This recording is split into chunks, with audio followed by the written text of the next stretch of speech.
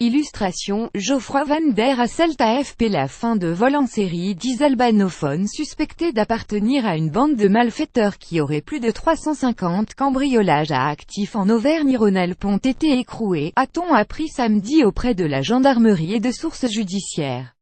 Plus grand que à lire aussi Marseille. Ils usurpent l'identité d'une femme pour se payer des objets de luxe. Ces hommes, majoritairement albanais et kosovars, ont été mis en examen jeudi et vendredi soir pour vol en bande organisée et placés en détention provisoire, après avoir été interpellés mardi dans la Loire.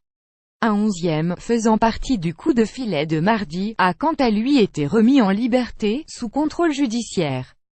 3 autres membres de cette même bande, qui était basée à Firminy, près de Saint-Étienne, avaient déjà été écroués en septembre et 5 autres étaient déjà détenus pour d'autres délits, a précisé le parquet stéphanois.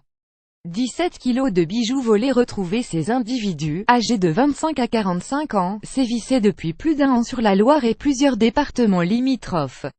Ils utilisaient notamment un local associatif situé dans le centre de Firminy. Les perquisitions réalisées par les enquêteurs de la gendarmerie ont permis de retrouver de très nombreux bijoux volés, un stock de 17 kilos, ainsi que de l'argent liquide et des armes de poing. Le montant de préjudice déclaré par les victimes de ces vols avec effraction s'élève à environ 900 000 €.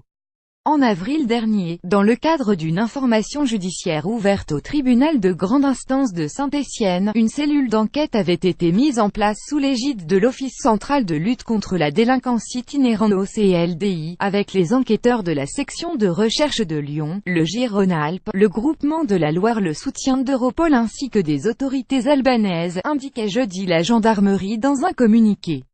Dans le cadre du coup de filet réalisé mardi, 3 autres albanophones ont été interpellés. 2, en situation irrégulière, ont reçu une OQTF, obligation de quitter le territoire français. Le 3e sera poursuivi pour infraction à la législation sur les stupéfiants, a-t-on appris samedi auprès de la gendarmerie.